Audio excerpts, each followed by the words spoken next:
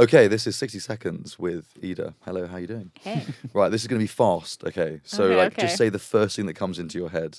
Some of them are thinky. Just say pass if it's too thinky. Okay. Okay, you ready? Mm-hmm. Number 1, best restaurant in New York. 11 Madison. Great. Most frustrating app on your phone right now. Constella. Okay, I'll ask more about that in a second. Least favorite color. Orange. Okay, do I like a rat or a fish? Fish. Okay, that's twice now. I'm quite offended about this. Your career in a noise. Sort of simmering, bubbling water. How does that sound? Blub, blub, blub, blub, blub, blub, blub. And most embarrassing thing that you've seen in the last 3 months Oh. or felt. About me. Mm. Oh, wow. Probably something, when my kids say I'm cringy, and then I get really self-aware. I'm a cringe mom. I love that. That's the interrogation over. Thank you so much for that. And you said nothing cringy, so the kids can't complain about this. I think they are the judges of what's cringy or not. We'll never know. It's Or only sus. when you've done it. Everything is Sus. sus. What's Yeah. sus? Like, suspicious, I guess. But they use it all the sus. time. That's so sus, mom. Are you I about think to put in- that bagel in the microwave? That's very sus. Yeah, exactly. Like I that. think They in use the it like UK that. they say suspect. That's a bit suspect, isn't it? Suspect. Yeah, it's that. Yeah. It's the same thing, right? Suspicious. I'm Yeah, with you. yeah. Nice. Well, look, thank you so much for joining us today. Thanks for having me. I guess I wanted to kind of start off. You are, we just found out, not Swedish, but Finnish. Originally a fashion designer, and now the ECD of FCB in New York. That is right. I'm one of 3 ECDs. One at of 3 F- ECDs yes, at yes, FCB yes, in New that's York. right. Not a traditional career step, right? Starting in Finland, then Sweden, and now New York. Yeah. What's the story? How did that happen? Well, I mean, I started out in fashion because I loved drawing. Okay. And this is, back in the 90s when there's not much, internet is not really a thing. And fashion was something I could grasp, and I was very drawn to it. So I studied fashion design, but I was very focused on graphic design within fashion. And then I started working at H&M in Stockholm, Sweden. And a lot of what I did was actually graphic design for clothing. And then I remember the ad agency of H&M came in to do a big presentation for, the whole kind of design department. And I remember sitting there and thinking this man is presenting the strategy and the campaign and showing all the ads. And I remember having this epiphany, like, I am in the wrong job. I want to do what he's doing. Like, I feel like this is for me. So that led me to take an evening course in advertising while I was still working as a fashion designer, and just to try out advertising to see, well, is this really something I want to do?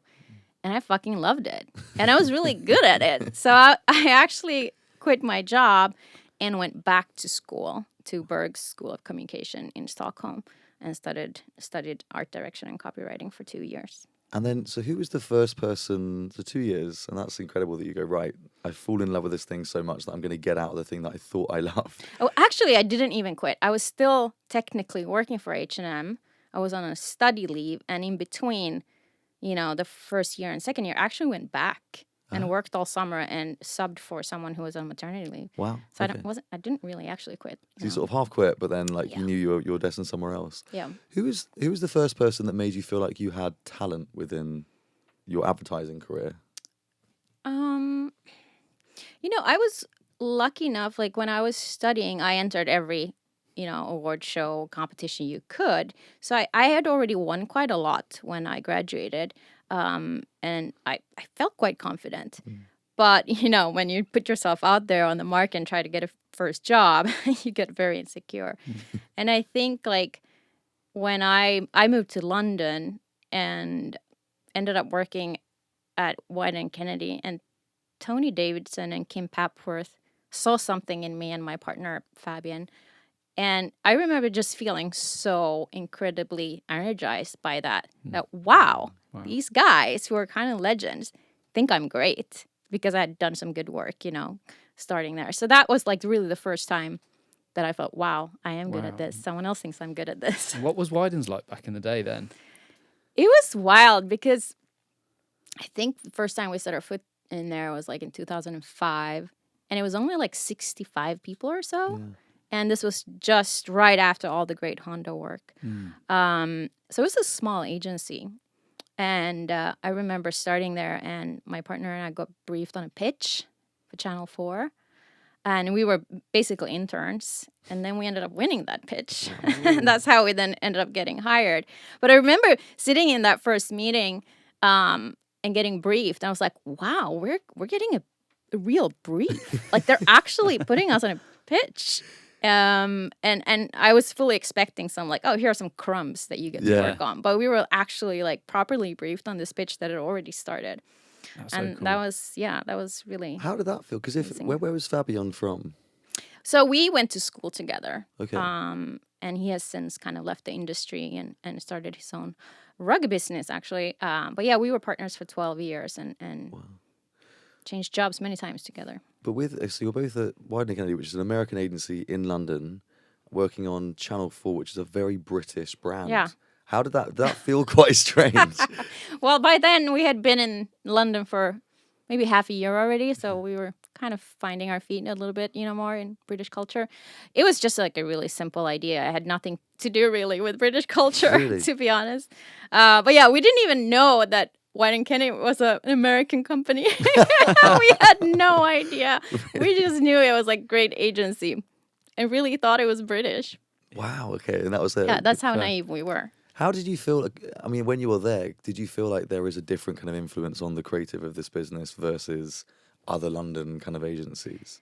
Well, yeah, because we had just spent 5 months working at what was then called Tequila, TBWA. Yeah. Like the digital arm of TBWA.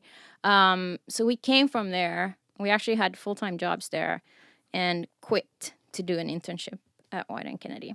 And thinking like, okay, this is a little bit of a 6-month London experience, and we'll finish off with this internship at the greatest agency, and then we'll go back home. But then this Channel 4 pitch happened, and we ended up getting hired. And there was definitely, so we only had one agency to compare with. Yeah. But we walked in there, and there's like a mannequin with a blender head on, and it said "Walk in stupid." So we're like, okay, we're allowed They still to like be that. stupid. And that was, quite unique to feel that way, that, you could make mistakes and it was okay. How long did you stay in London for? So we were there in total 5 years. Yeah. What was the moment where you felt like now is a good time to go? I think we tried to move to the US already. I think it was like 2009, 2008, but then the recession hit. So we're like, all the conversations we were having were like, oof, everything went quiet. So we ended up staying a little longer and moved in 2010. I think it was just a little bit of an appetite to work on larger things. And also my husband wasn't so keen on London. He wanted to move to New York. I was like, well, I guess that's the place where both of our interests can, get combined. So that was also part of it. But I think we just had this like, wow, we want to live in New York kind of thought. When you moved, what was I guess, number one, did you have any fears when you were joining the New York market? And what were they? I think everything suddenly felt like the stakes were higher. Right. Like briefs were, kind of bigger. There were, bigger budgets, like a larger country, which also made it very much harder. Like, how do you appeal to 300 million people versus UK feels more contained? And how, also realized how fragmented the media landscape is. Like, you can't bank on, like, everyone's going to watch this thing. There's not a culture of dialing into the same, programming on TV and such, which I think exists a little bit more in Europe. But then there's the holy grail of Super Bowl. You have that chance once a year. So it just more complex, I guess, compared to the UK market. And another difference was really, I find that in the UK, there's a true emphasis on craft, and I love that. And there's a little bit less of that in the US, I think. That's sort of a distinction, and kind of a little bit about the roots of advertising and having more kind of craft and filmic roots in the UK, and having more marketing and business-led roots in the US. I think that's a extreme generalization, but, you can feel it. We had someone on yesterday, we were speaking about this, that the ads feel more like you're allowed to sell here. versus the UK. The minute you start to mention a product in the UK advertising campaign, it's like, oh god, that's really obvious. Yeah. Here you're expecting it. Yeah. Can you imagine like a John Lewis ad working here? Yeah, I think so. I think, you know, it's like sort of like a Super Bowl moment Yeah. when you're trying to appeal to the masses. So I do think so.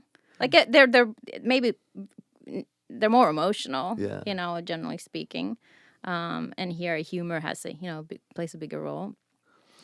So when did you go? I'm sorry to go back to Wyden's. Like when did you make that move then? Because you said you got to the recession. Did you get a transfer to Wyden's and like how? No, actually, we ended up moving in 2010 to come and work at RGA. Oh, interesting. So digital from yes.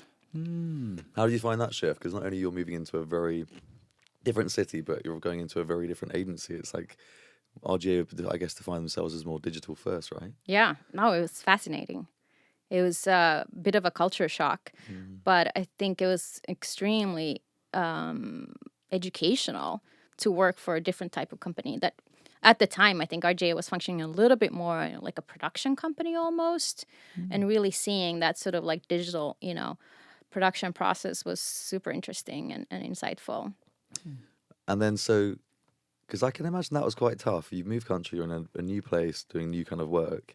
Was there almost a feeling of wanting to go back to feeling more Addy in a way when you made that move? Well, you see, we were hired to RGA at the time as a traditional team, so to speak, because they wanted to push into more kind of traditional storytelling. And we went there to learn more about digital. So it was like an interesting combination. I think we enjoyed RGA at the time, and then Wyden called and, hey, we want you back. Come back to the New York office. Wow. So that's what ended up happening. And we're like, well, okay, we like you guys. I guess we'll do that. What was the difference between London Widens and New York Widens?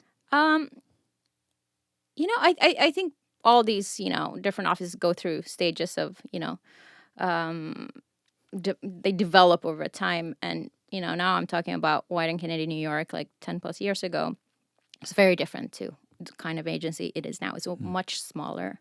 And more quiet. It was definitely sort of like the stepbrother, you know, of Portland, and always felt like, I had to live up to this like Portland reputation. Right. A little bit like kind of a forgotten office, but now I think it's very different. Yeah. Now it's almost like all eyes are on the New York office, and they're having their moment. So it was kind of a quiet time, I think, and. You know, compared to London was kind of crazy. Yeah. And New York felt so buttoned up and so businesslike. Yeah. Really? Yeah. How and obviously Dan Wieden passing away very, very recently. How much exposure did you have to him, and what was he like as a leader? I did meet Dan Wieden a few times, but not like personally. It was more in group settings when he came to speak to the agency or came to speak to the creative department. He was just like a kind of cozy guy. He was not scary at all, just really friendly, and I think a great listener. And you felt like there's this unique kind of like hippie kind of business guy walking into the room, and everybody just like kind of let him speak, and there was always like a lot of wisdom that came out of his mouth. He almost felt like a godfather of the agency, you know, like this kind of like, I'm taking care of you guys, you know, you be crazy, you be creative. And remember him saying like, move me, dude. He wanted to be moved. And that always stuck with me. I like that you mentioned the term, is it failing fast? Yeah, fail harder. Fail harder. Yeah. What do you think that meant? To me, it meant like there are no bad ideas and nothing's too crazy, like, and that you can't do original or interesting work if you don't try and become vulnerable and just put yourself out there, and do things that are unexpected, and that it's okay if it fails. That definitely existed in all the offices and still does, I think. Do you think as a creative that attitude exists more or less now? In general, it's a good question. I don't really know. I mean, a lot of things have changed, I guess.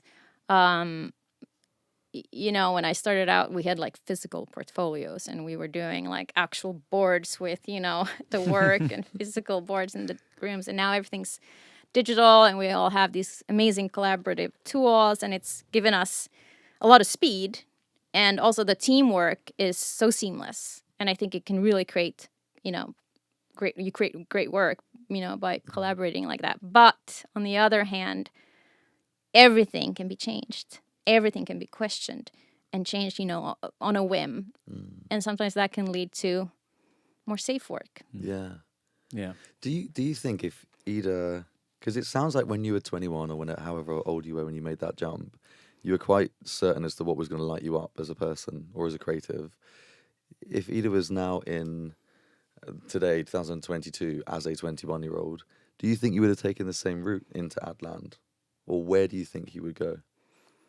That's a great question, because I feel like a lot of it was just like kind of like a, you know, happenstance and not really a plan. Like I never planned to move to London and start my advertising career there. It just happened. Like happened to win a D&AD student award, and that led to an internship that then led to a full-time job, and then quit that job to just do another internship, thinking that would be it, and then that led to a full-time job. So none of it was planned. It was very much just like, oops, this happened.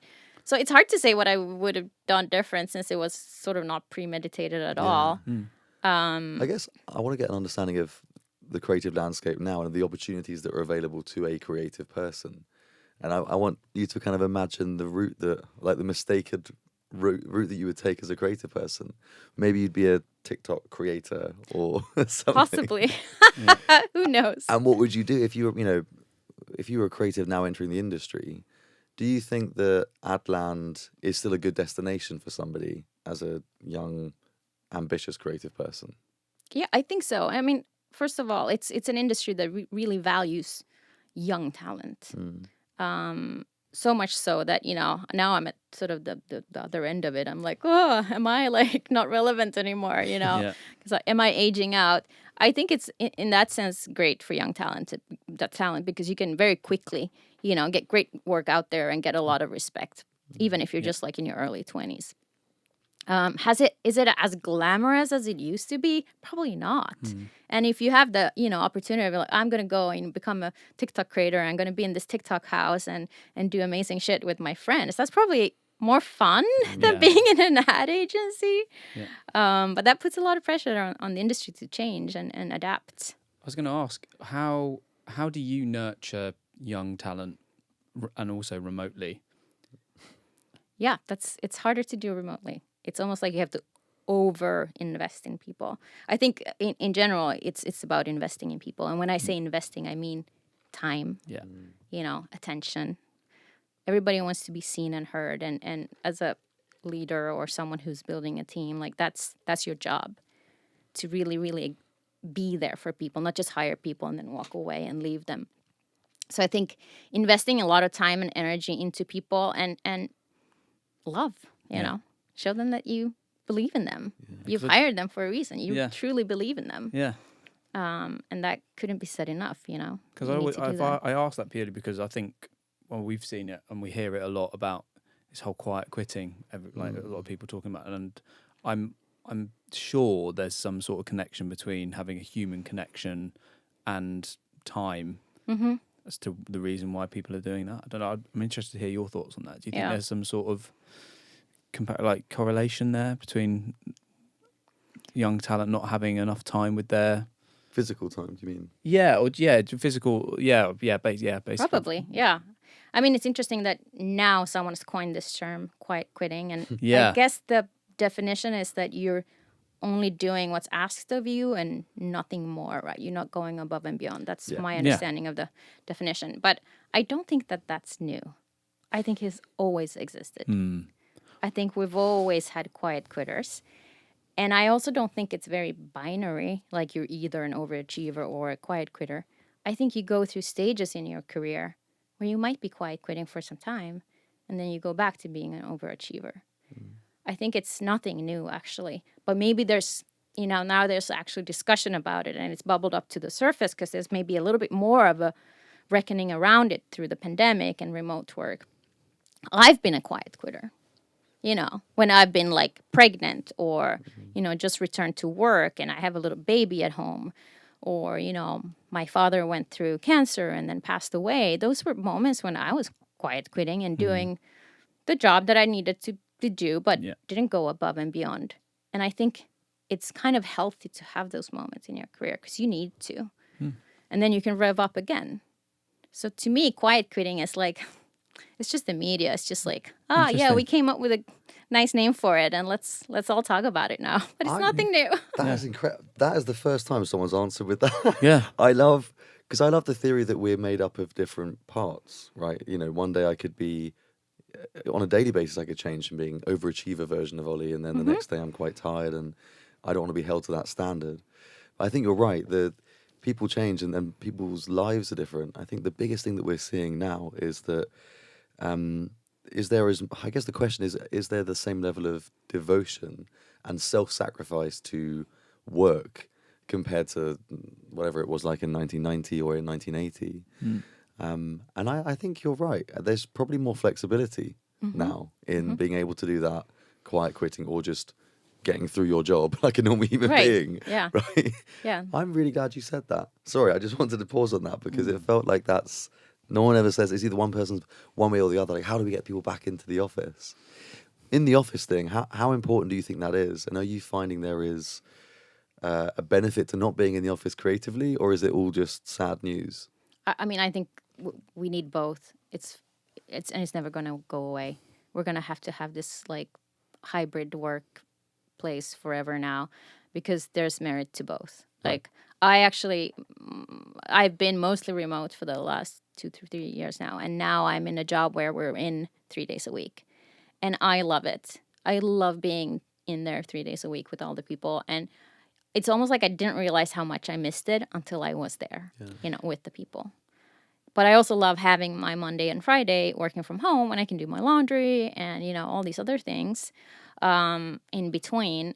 So I don't think we can ever go back to how it was. But I'm not sure. I think there are industries where you can be fully remote. It depends on, you know, the type of job you do. But in terms of our industry, I think some sort of mix is here to stay. But that might also mean that it's not like so rigid, like 3 days a week, 2 days a week, whatever. Yeah. It might be that, we have these like events that we meet up for every other week or something like that. Yeah. I like the idea of being more intentional with that time. Like, what are we actually trying to get out of this time together? Why are we, you know, what did we miss from coming together as a group of human beings? There's almost this kind of misconception that the Monday to Friday thing was a forceful thing to create ideas and make the work happen. Whereas now you can kind of look forward to being together, and that might happen via osmosis kind of thing. Yeah. I want to ask about work if I can. I just want to kind of hear a story about a piece of work that you think you're most famed for, I guess, that defines the New York version of you. Well, I did work on a big Converse campaign back 2014 called Made by You. And I remember it was my partner and I had just been hired as CDs to run Converse. And there was this brief for the first time for Converse to do a really big global campaign. And for months, people had been trying to solve it and come up with what's this idea, and nobody had really cracked it. And I remember starting, and Mike Byrne, you know, co-founder and CCO of Anomaly, had this idea that, you know, he had always wanted to sell brand new sneakers by showing old, beat up, scuffed, kind of loved sneakers, but no one had ever figured out how to create a campaign like that because it's kind of controversial. Why would you show shitty old sneakers in order to sell new shiny ones? But then we said, well, why don't we shoot them as works of art? Why don't we create a whole campaign putting, you know, those beat up used sneakers, you know, on a pedestal and shoot them as works of art? And that then became the campaign. And the whole kind of premise of it was like, we need to reclaim this like position of the Chuck Taylor being sort of an iconic sneaker and part of culture. Yeah. So we did that, you know, we scouted, you know, sneakers from all over the world, not just beat up ones, but like customized, you know, embellished sneakers, and we shot them as works of art, and everybody signed their own kind of sneaker portrait with their name, and these sneakers were made by so-and-so, and then, you know, the media was treated as exhibition media. So all the media buy was sort of like eye level, like exhibition type media. So it was really fun to work on that. And I feel like it represents me as a creative because it's a really, really simple, pure idea. And I love really simple, pure ideas that still have a lot of meaning to them, and ideas that kind of come from culture and then also become culture. And I think we managed to do that with that campaign. And there was a whole other layer to the sneaker portraits also, where in video and in audio we told the stories about these people and their lives and what sort of how their personalities or life was represented through their sneakers. So that was a fun one. That's amazing. Is it harder to sell that work? Like, I always imagined that they were expecting there to be a big TVC idea and a script. How do you find selling that work to clients? That was actually not so hard because Converse was like a legacy client for Anomaly, like one of those founding clients. It was a very strong relationship between the agency and the client, and a lot of trust. So it was not hard. I feel like they got it instantly and were on board from day one and actually really collaborated with us to make it even better. Yeah. So it was a lot of unique circumstances, and I think a lot of these like great campaigns happen, when stars just align. There's a lot of luck. Being at the right place at the right time with the right people. And that was one of those times. Do you see many agencies now that are coming through? Because we're quite keen to try and find, I guess, the new breed of weird agencies that are coming through. Do you ever find, are they stealing that kind of work now? Are clients kind of going to them and then briefing them because they're smaller? Or do you find it's still as easy to sell that kind of work at a big agency? Maybe, I don't know. There's definitely a few players that have popped up, in the last few years. And I think Mischief is one of them, doing really interesting work and sort of building their reputation about, through going against the grain and giving really like interesting solutions to clients. So there's definitely a little bit of that happening.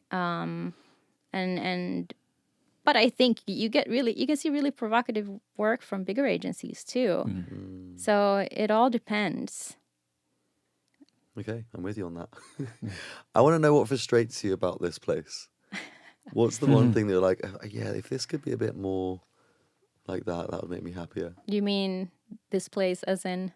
New York Creative Ad Land. Yeah. Well, there's a lot of things that frustrate me. Trying to think of which one I should bring up. You can bring up all of them if you want. Yeah, list them. We'll list them on your hands. Get your scroll out. I think we talked a little bit about how, it's a great industry for young people. Right. I do think that there's ageism in our industry, which isn't really talked about. And there's, this, at least in the US and maybe New York specifically, this idea that if you don't make it to CD or, leadership level, you're kind of like a failure and you have to have an exit strategy, get out of the industry. Yeah. And I think that's such a shame. And that you don't really see older, more experienced creatives. Yeah. And I think we need to have older and experienced creatives. Like, they can't all be in leadership. And that's something that, you don't see a lot here. I think you see it way more in Europe. Why do you think that is? Is it just because of the media landscape and new platforms that people just can't keep up with? I think that's part of it. But I think it's also this like ambition, relentless ambition that exists here that, you're really supposed to make it to the next rung. And if you don't, you're not so good. Whereas I think actually you can be like an amazing copywriter, like your whole career. You don't have to become a CD. You can be the best writer and, get paid shit tons of money for it. But I don't really see that a lot. How do you, I think because we're like humans of like tokenization, aren't we, in terms of like, or achieving things. You want to we've been brought up like, okay, that's level 2, that's level 3, that's level 4. How can you keep somebody that is an amazing crafts person in the same role, but they can earn more money? How can you do that? Yeah, that's a great question. Tell us, Ida. Find a way. I think maybe what we're not great at in our industry is to develop people laterally. and invest in people, you know, because I could see, like, let's take, for example, someone who's an amazing creative, but no desire to move into leadership. But they could become an amazing teacher of their craft to younger folks within the agency. Yeah. And I don't think we're great at passing on knowledge. And I feel like there's like definitely a bit of a responsibility that needs to be taken, you know, for more senior folks to pass on their skill sets and teach, you know, their craft to younger folks. And I don't think we're doing that. No. And I think we should. Did that not used to be like, what happened to head of art or head of copy? Yeah, that doesn't really exist anymore. Where did that go? I don't know. Yeah. I remember once being hit up by like, hey, come to this huge agency and be head of art. And it's a role that we don't have, but we're going to create it because we think we need to elevate all the art direction. And my first thought was like, you know what? Like, that's a role that's not attached to an account. So no account is paying for the salary for this role. So in a recession, you're the first one out. So I was like, I'm going to pass on that. Yeah, it's a luxury role, right? It is a luxury role. How like creative can you be if you're wedded to those accounts? Do you ever feel like, I wish I just had like carte blanche across all of these clients rather than just like I'm the Dr. Pepper person or the Converse person? Yeah. Is that possible? I think, you know, the younger you are in the industry, the more you get to roam and try things. And the more senior you get tethered to accounts. But yeah, there are definitely moments when I'm like, I wish I could have a little bit, you know, sprinkling of smaller things. But, you know, good agencies see that and they'll, you know, give you those opportunities. So Do you think you need to ask for it. Yeah. Well, that's what I was going to say. Do you think you become more fearful of taking a risk with a client because that could be the idea that makes them go, okay, these guys don't understand us? Yeah. Is that okay, I guess a worry that goes through a CD's head on a big piece of business? Like, Yeah. They're not going to buy that. That's going to freak them out. Don't mention Web3. They're not ready for that yet. Totally. No, that happens a lot. Really? You know, yeah. Which is why we have account people who should, you know, be the buffer in between so that you don't get too caught up in what clients will actually want and buy. Have you found there's a trend recently that a lot of clients are asking for the same thing? I don't know about that. I think they're all very different. We've had one thing around Web3 quite a lot in the metaverse. Yeah. That's apparently a popular brief at the moment. Yeah, I'm sure it is. I haven't really come across it, but I'm sure there's a lot of chatter around it. Yeah. I want to know more about FCB. How's it going? It's great. I mean, I'm only 2 months in, so I'm fairly new and still in the honeymoon phase. And what attracted you to FCB? So I've never really worked at a kind of network, so to speak, network agency, like a real, you know, legacy network agency. And I've always been a little scared of big agencies and politics. I suck at politics. But when I started talking to FCB, I felt like, yeah, they're a network, but it doesn't feel like a big agency. It feels like a small creative shop. The New York FCB office feels like a small creative shop, but with this like support of a network, an amazing global CCO, Susan Cradle. So some sort of interesting combination of security and support and you know, resources, but this like small, really like hungry creative shop in New York that's just like kind of like having a moment. And that combination really spoke to me. What's kind of maybe put you off about networks before? I think it's just fear of the unknown. Really? Okay. Having been in like kind of what's considered independent or smaller kind of creative shops doesn't mean that they're actually more creative, but they're labeled that. Yeah, fear of the unknown, I guess. Interesting. Okay. Why would somebody go to a network agency now? If you had the chance to go to one of the smaller places, why do you think you would do that? No, I think they're great network agencies. I think it's more like knowing what account you're on, because I think there are, you know, bread and butter accounts, and then there are like super interesting award-winning accounts. So it's really like there's like many agencies within a network shop, I think. So you can have a great time there. I have nothing bad to say, about big networks. I know a lot of people who do amazing work there and lots of award-winning works. I think I've been scared of the sheer size of some of these places because I've always been in smaller places where you kind of know everyone. So, 800 people agency scares me. Yeah, fair. Have you been tempted to do the LA thing, or not convinced the husband to do that? I don't know if I can convince my husband to do that. And then, I've got kids who are in school and have a whole life, and I don't know if I could uproot them. And then it's very far from Europe, if you want to stay in touch with family in Europe and the time difference alone and travel. So that's why I've always been East Coast. Fair enough. I've got 2 more questions because I've realised we have 10 minutes to go. I want to know 2 things. Number 1 is about the future. In 2 years' time, let's imagine we're watching this. Ida in 2 years' time is watching this. What do you think would make you proud of achieving in the next kind of 2 years in this role? Well, I think being, a creative, that doesn't really change much. Like, you want to do great work. Like, you want great work that people can see. So that's still kind of a high priority for me to do really, really good work.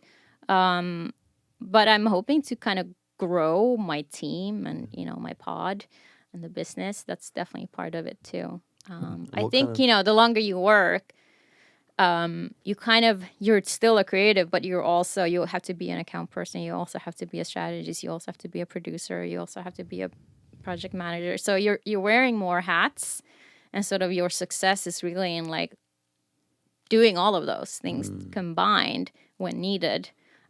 So, to have sort of a holistic approach and have a good group under you that's doing well and people are thriving and staying. Yeah, that's what I'm in for. When you say great work, it's 1.5 questions now. I want to know, like, how do you define great work? What's a thing that makes you go, okay, shit, that's really good? Or is there a campaign right now that you're like, ooh? I mean, it's the lazy answer to that is, win awards. But I think it's more nuanced than that. I think it's like work that, you see and people see and appreciate. You're not just like... Definitely. Not just the industry. Exactly. Or, something that... when I show it to my kids, they laugh or they're like impressed. I want my kids to like it too. That moved me, dude. Yeah, exactly. Yeah. But, work that kind of exists in culture and gets noticed. Yeah. Will it win awards or not? That's always a great bonus. I don't think that's necessarily always my first kind of motivating factor, but that's part of it. But Fair enough. Okay, last question from us. And I know we've already spoken about the ageism thing frustrating you, so we can park that for a moment. But this is the elephant, I guess, that we've asked you to bring into the room, not physically, although you might have one, you never know. But what is the elephant in the room that you think, I guess, frustrates you most about the industry? Well, I don't know if frustrates is the right word. I want to bring up something that I don't think people talk about. That's why it's an elephant. I don't know if it frustrates me. It's just like a little perplexing. I've noticed that almost like the creative leadership in agencies, they're over-indexing on the white male copywriter. Okay, so most agencies are led by white male copywriters, or even down a level, there's a lot of white male copywriters.